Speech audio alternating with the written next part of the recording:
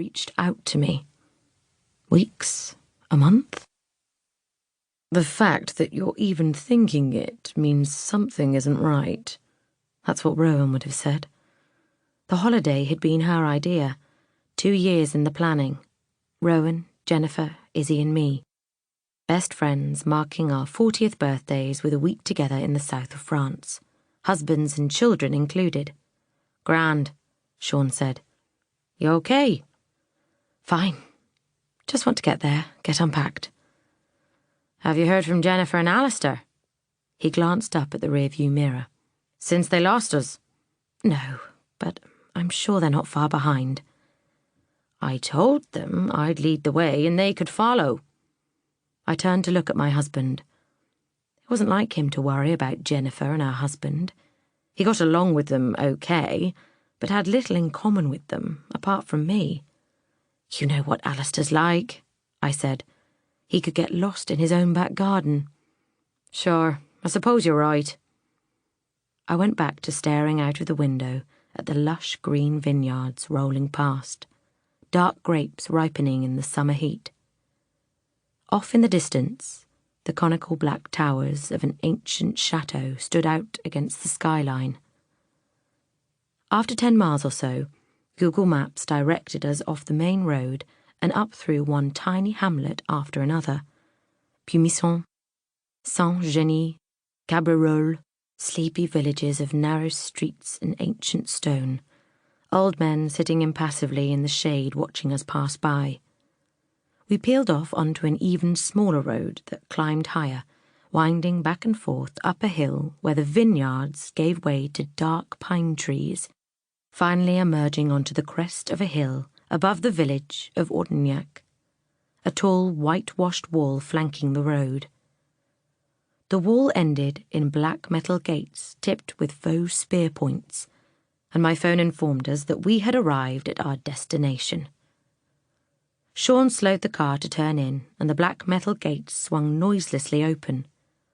Gravel crunched softly beneath the wheels as we turned onto the estate and headed for the villa.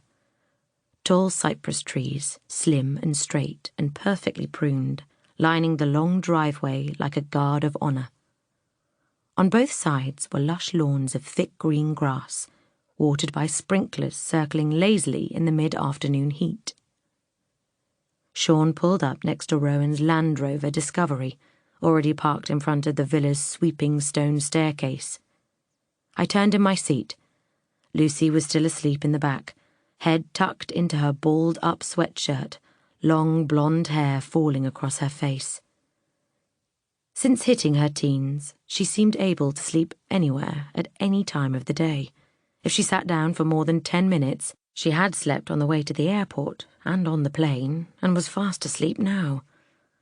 I had always loved watching her sleep, right from when she was a baby.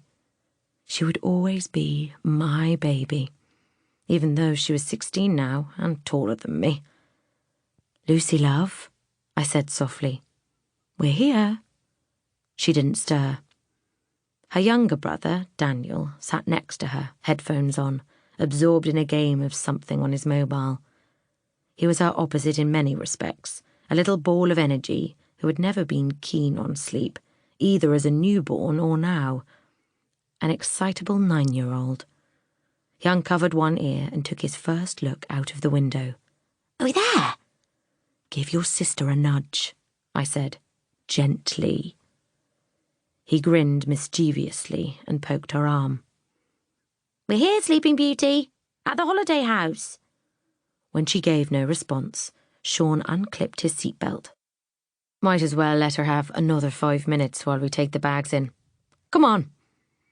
I opened my door and stepped out, stretching my arms after the journey, the air-conditioned chill vanishing instantly as the late July heat enveloped me like a blanket. The air smelled of olives and pine, and summer heat baked into the dark earth.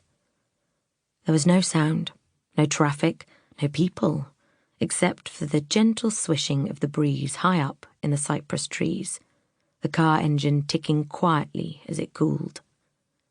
We stood there, stretching and blinking in the dazzling sun, taking in the villa. Rowan hadn't lied. 3 white